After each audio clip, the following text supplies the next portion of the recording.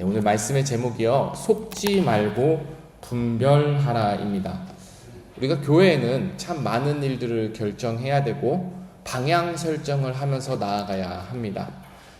A도 있고 B도 있으면 둘 다 좋아 보이고 둘 다 괜찮아 보이고 둘 다 합리적인 것이라 보일지라도 우리는 그 둘 중에 하나를 선택해서 나아갈 때 하나님께 특별히 분별할 수 있는 지혜를 구해야 합니다.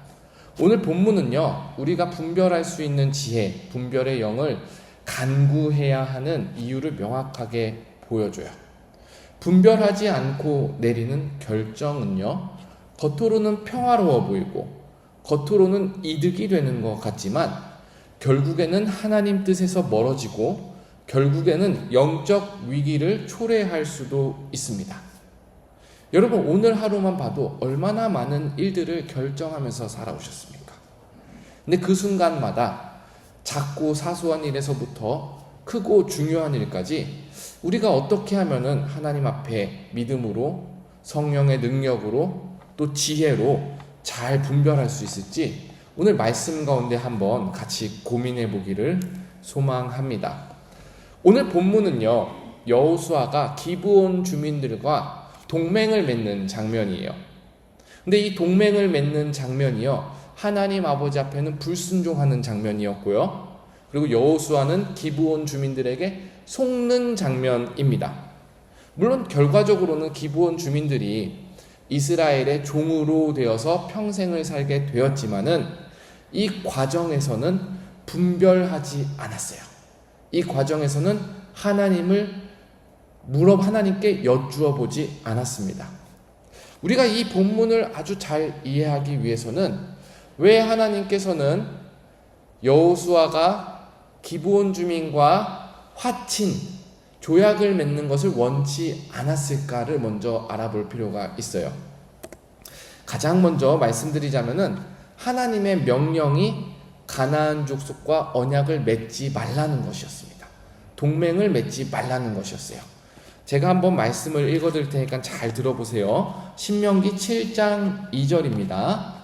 내 하나님 여호와께서 그들을, 여기는 이제 가나안 족속입니다. 그들을 내게 넘겨 내게 치게 하리니 그때에 너는 그들을 진멸할 것이라.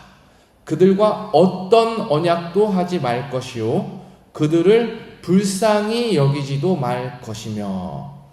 하나님께서 모세를 통해서 이스라엘 백성들에게 가나안 땅에 들어가서 할 일을 알려줄 때에 동맹을 맺지 마라. 가나안 사람들을 진멸해라. 그리고 진멸할 때 불쌍히 여기지도 말라. 이렇게 아주 단호하게 딱 잘라서 이야기했습니다. 이 명령에 따라서 사실 여호수아가 굉장히 잘 해왔어요. 여리고도 진멸했고요, 동맹을 맺지 않았습니다. 아이성도 비록 한 번은 실패했지만 그 실패의 자리에서 아이고 이 사람들 이기기 힘드니까 동맹 맺을까? 그런 생각 전혀 하지 않고요, 끝까지 싸워 이겼습니다. 지금까지는 아주 잘 해왔어요. 그렇다면 하나님은 왜 이스라엘 백성들에게 가나안 족속과 언약을 맺지 말라고 했을까요? 그 이유가 굉장히 중요한데요, 백성을 거룩하게 보존하기 위해서 그렇습니다.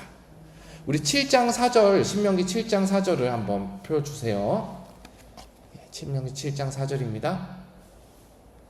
우리 이거를 한 목소리로 한번 읽어보겠습니다. 시작.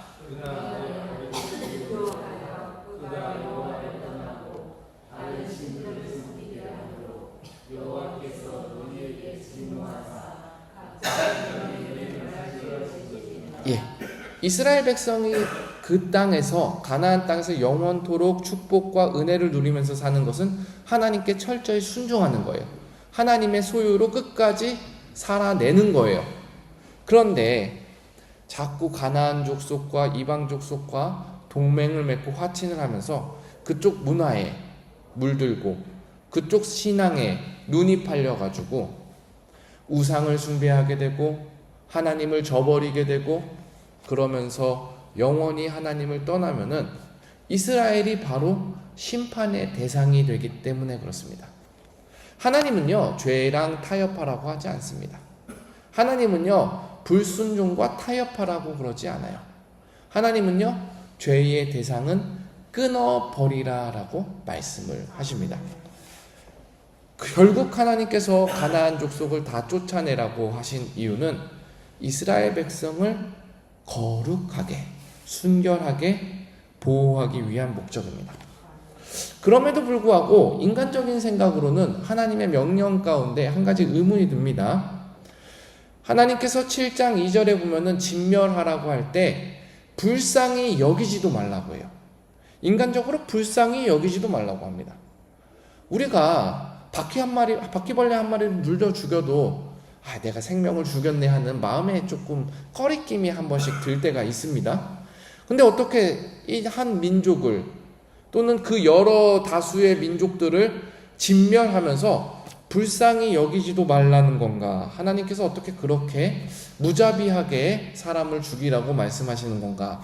하면서 우리 가운데 구약의 하나님은 참 무서운 하나님이시다, 너무한 거 아닌가? 라는 생각이 들 수도 있습니다. 그런데요, 이것도 이유가 있어요. 하나님께서 바로 심판하는 것이기 때문에 그렇습니다. 자, 우리 레위기 18장 25절입니다. 레위기 18장 25절. 레위기 18장 25절입니다.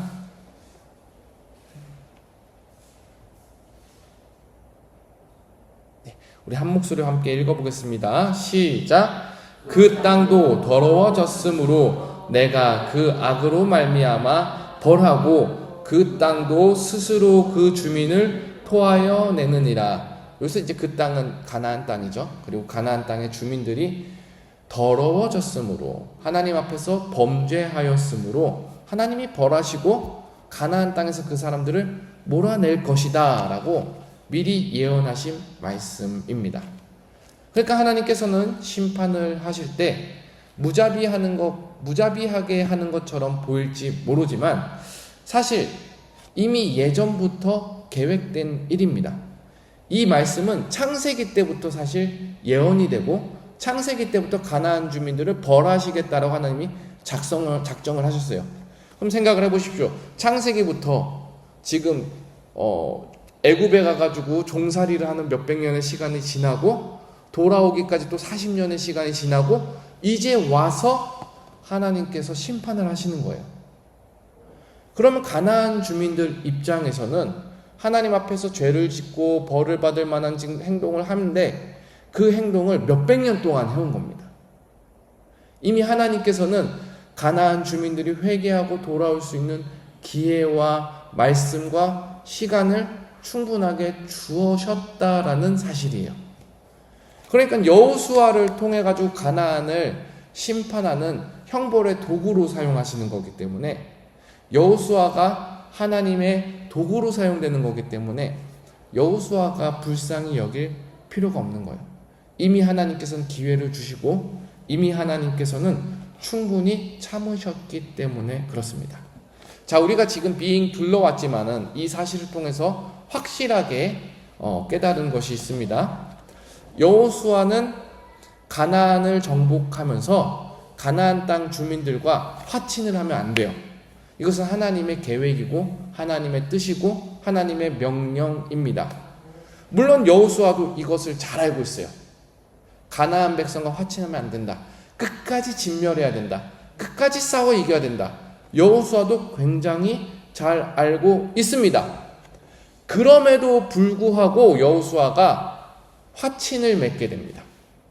동맹을 맺게 돼요. 가나안 땅의 기브온 주민들과 함께. 이유는 한 가지예요. 분별하지 못해서 그렇습니다. 그것이 옳은 일인지 말씀에 거스르는 일인지 분별할 생각도 없이 그냥 성급하게 결정 냈기 때문에 그래요.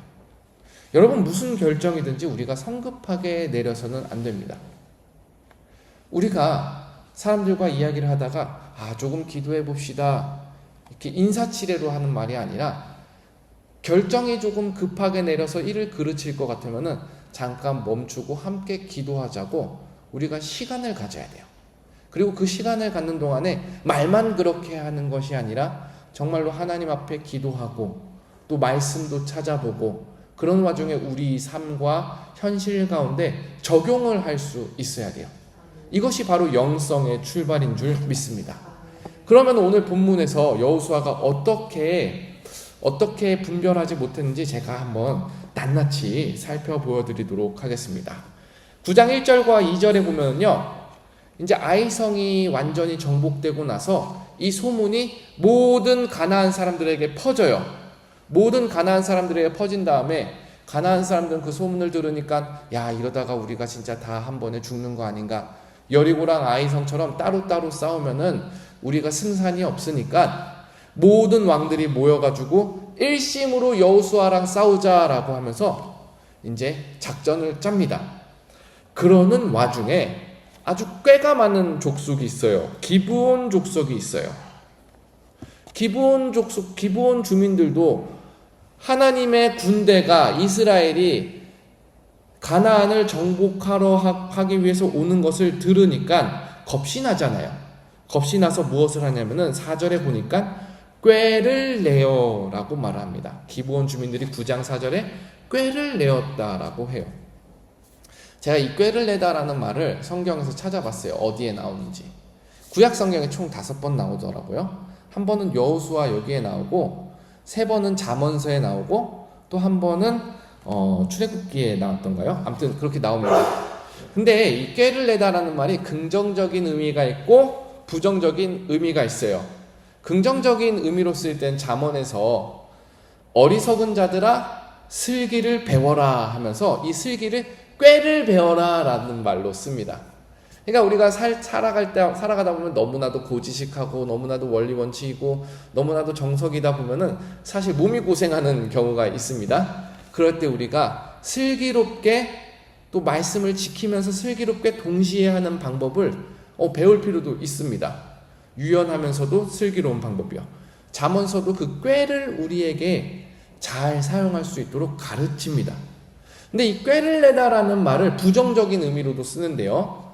출애굽기에 보면은 어떤 말이 있냐면요, 사람이 그의 이웃을 죽이려고 꾀하면은 무슨 말이냐면 고의로 죽이려고 잔머리를 굴이려면 이런 사람은 제하여 버리라, 제단에서 제하여 버리라 라는 말이 있습니다.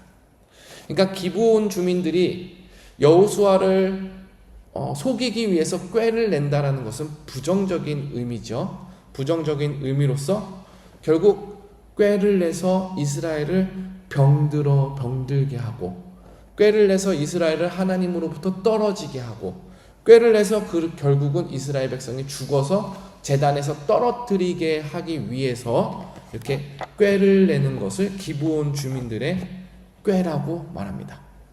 그리고 이 꾀가 어떤 꾀였는지 보면은 굉장히 구체적이에요. 마치 사극의 한 장면을 보는 것 같아요.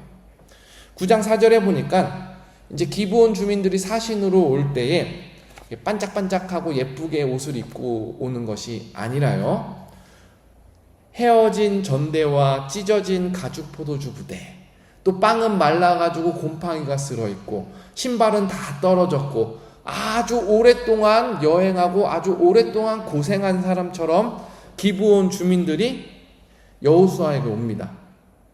이유는 단순하죠. 여호수아가 가나안 사람들과 동맹하지 않은 것을 뻔히 알고 있으니까, 이웃 주민인 것처럼 보이면은 동맹을 안 맺을 것을 뻔히 아니까 기브온 사람들도 우리 가나안 땅에서 온 사람들이 아니라 저기 먼 나라에서 하나님의 소문을 듣고 이스라엘의 소문을 듣고 마음이 동하고 감동해서 기브온과 여호수아와 이스라엘한테 와가지고 동맹을 맺고 싶어서 왔습니다, 이렇게 말하려고 작전을 짠 거예요.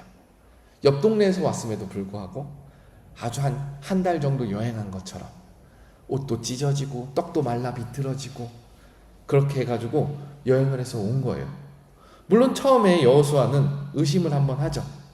의심 한번 합니다. 옆 동네 사람인 것 같은데 그러면 우리는 화친을 맺을 수 없습니다. 그럼에도 불구하고 이 기브온 사람들이 계속해서 합니다. 우리는 당신들의 종이 될 거예요. 우리는 하나님의 소식을 들었어요. 그 하나님의 소식을 들으니까 너무나도 감동적이에요.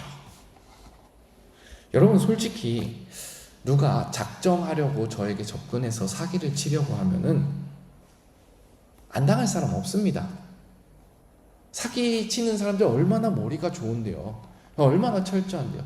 그 작정하려고 한 명에게 작업을 하면은 또 혼자 오는 게 아니라 여러 명이 와가지고 세상이 다 그렇게 돌아가는 것처럼 쏙 둘러 빠지게 해가지고 나를 시험하면은 사람은 당해낼 능력이 없어요.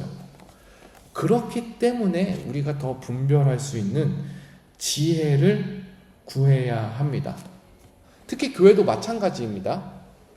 이 기브온 사람들이 여호수아를 속이려고 할 때에 모든 하나님의 역사를 들었습니다 라고 하면서 굉장히 신실해 보이게, 굉장히 이스라엘 편에 서 있는 것처럼 이야기를 해요. 요즘 신천지들이 교회에 들어오면 가장 먼저 예배를 하나도 안 빠지고, 그리고 또 봉사도 굉장히 잘하고, 이 적극적인 전략을 쓴다라고, 아니 요즘이 아니죠, 오래전부터 그게 정평이 나 있습니다. 마음을 사기 위해서, 경계를 풀게 하기 위해서 주여 주여 하면서 굉장히 그럴싸하게 접근하는 거죠. 실제로 교회가 그래서 많은 위태로움을 겪는 경우도 있습니다. 그래서 우리는 여기서 꼭 하나 정리하고 넘어가야 될 사실이, 분별을 할 때에 사람의 행실 또는 외형으로는 판단을 하면 안 된다라는 사실이에요. 사람의 행실이나 외형은 얼마든지 속일 수 있어요.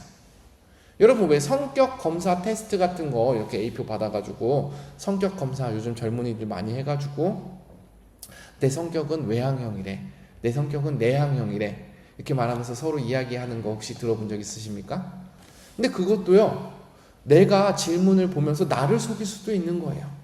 내가 내향적인 사람임에도 불구하고 마치 외향적인 사람인 것처럼 설문조사를 하면은 설문조사를 검사하는, 판단하는 시험관도 속일 수 있는 겁니다. 그러니까 우리가 사람을 판단하거나 모든 일에 있어서 분별을 요구할 때 밖으로 돌아가는 행실이나 외형을 보고 판단 기준을 삼는다면 100% 실패할 수 있습니다. 100% 실패할 수 있어요. 그렇다면 우리 교회는 하나님 앞에 분별의 영을 구하면서 어떻게, 무슨 기준으로 판단을 해야 하는가, 이게 아주 중요한 것이죠. 먼저 여기에 답하기 앞서서 우리 여호수아가 무엇에서 실패했는지 말씀 딱 한 구절만 읽어보겠습니다. 우리 14절입니다. 14절입니다. 한 목소리로 읽겠습니다. 시작. 무리가 그들의 양식을 취하고는 어떻게 할지를 여호와께 묻지 아니하고, 여기서 딱 문제가 벌어진 거예요. 사실 언약을 맺고 화친을 맺는다, 동맹을 맺는다라는 것은요, 깰 수 없는 관계를 만든다라는 거예요. 여러분, 하나님 앞에서 결혼한 사람은 인간이 임의로 그 결혼을 깨지 말라고 율법에서 얘기하고 있습니다. 결혼도 언약이기 때문에 그래요. 민족과 민족 사이에 언약을 맺는 것도 그와 마찬가지입니다. 하나님을 증인에 세워두고 하나님 앞에서 약속을 맺으면서 평화롭게 일평생 지내가겠다 이렇게 약속하는 거기 때문에 여호수아가 이 결정을 하는 데 있어가지고 하나님께 묻지 않고 했다라는 것은 엄청나게 심각한 거예요. 언제든지 사람이 임의로써 취소할 수 있으면은 그렇게 큰 일이 아니었을 수도 있죠. 근데 하나님 앞에서 하는 거기 때문에 하나님께 묻지 아니하였다라는 것은 굉장히 큰 실수입니다. 반대로 이야기하면 우리가 영적 분별력을 기를 때 하나님의 뜻을 구해야 된다라는 것이 우리의 기준이겠죠. 그리고 하나님의 뜻 가운데 정말로 우리에게 원하시는 방향이 무엇인지를 결정하는 것이 우리의 프로세스여야 됩니다. 그렇기 때문에 우리는 여기 부분에 있어서 굉장히 신중할 필요가 있어요. 물론 첫 번째 우리의 방법은 기도하는 거예요. 기도하는 거예요. 야고보서 1장 5절에 보면 너희 중에 누구든지 지혜가 부족하거든 사람에게 후히 주시고 꾸짖지 아니하시는 하나님께 구하라. 그리하면 주시리라. 하나님께서 지혜를 후히 주신대요. 하나님 나 이거 정말 모르겠어요. 답답해요. 길을 알려주세요. 그러면요 하나님께서는요 모르겠다라고 하는 사람을 꾸짖지 않는데요. 군대에서 선임 병장에게 저 이거 지난번에 근무 수칙 알려준 거 잘 모르겠는데요 하면 그날 밤에 한바탕 혼나고 얼차려 받고 그러죠. 근데 하나님은 지혜를 구하는 사람에게 꾸짖지 않는다라는 것이에요. 먼저 우리는 기도를 통해 하나님께 지혜를 구할 수 있어야 됩니다. 여러분 삶의 순간에서 결정을 해야 될 때 꼭 기도를 하십시오. 꼭 기도를 하고 기도 가운데 내가 하고 싶은 것을 기도 가운데 아뢰는 것도 중요하지만 그 기도의 항상 마지막에 아니면 그 기도의 항상 중간중간에 하나님 뜻은 무엇입니까? 만약에 내 뜻이 하나님 뜻과 맞지 않는다면 나의 원과 나의 이 열정도 하나님 감당하게 하여 주시옵소서. 사그러들 필요가 있으면 사그러들게 하여 주시고 방향을 돌릴 필요가 있으면 방향을 돌릴 수 있게 하여 주시옵소서. 이것이 바로 처음에 우리가 기도로 신중하게 출발해야 되는 거예요. 우리가 그리고 날마다 기도할 때에 이런 말 하잖아요. 기도 가운데 성령의 감동에 의해서 이런 말을 잘합니다. 근데 이 감동에 의해서가 굉장히 애매모호한 표현입니다. 반드시 맞는 표현입니다. 반드시 맞는 표현인데 사람은 감동을 자기가 줘서 자기가 받기도 하고요. 성령님이 주셔서 그것을 받기도 합니다. 그러니까 내가 기도 가운데 느끼는 열정과 감동이 나에게서 온 것이냐 하나님께로부터 온 것이냐는 우리가 분별할 필요가 있어요. 제가 우리 이경선 사모와 결혼할 때 그래도 연애를 하기 전에 하나님께 한 2주 동안 기도를 하자. 지금 제가 그때 당시로 돌아간다면은 그때 당시 양준모에게 똥을 싸지 말고 그냥 사겨라 이랬을 겁니다. 왜냐하면은 벌써 연애 감정이 다 일어났는데 뭘 기도를 해가지고 판단을 하겠어요. 이미 좋아 죽겠는데.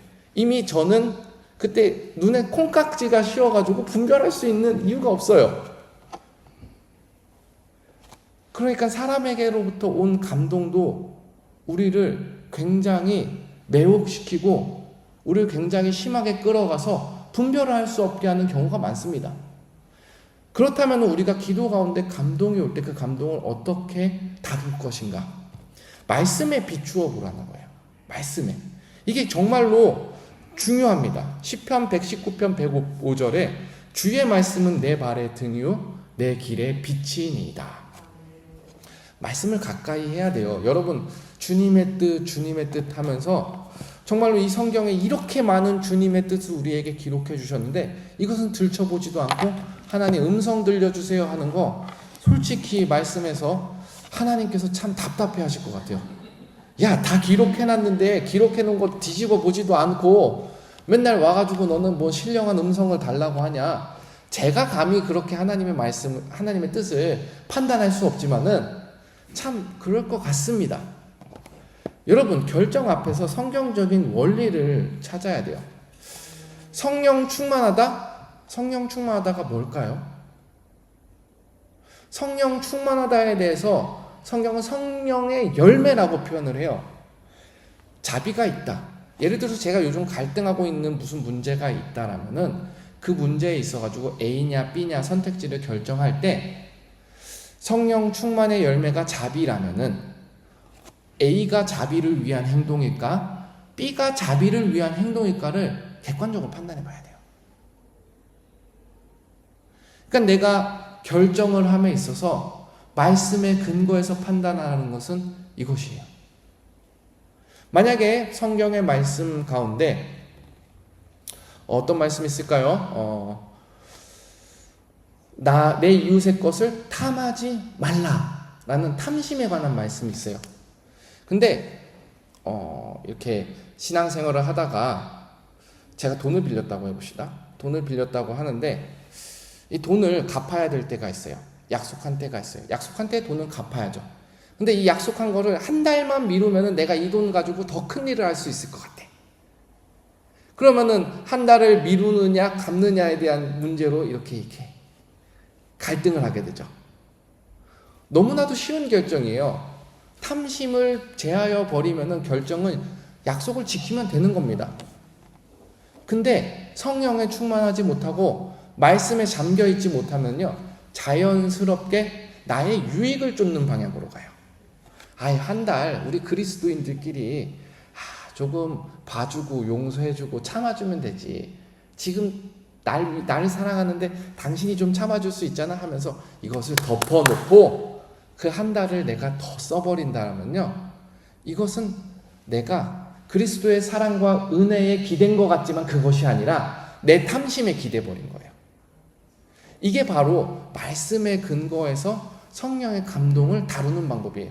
우리 마음 가운데 항상 감동이 와요. 내 감동도 오고 성령의 감동도 오고 때로는 사단의 감동도 옵니다.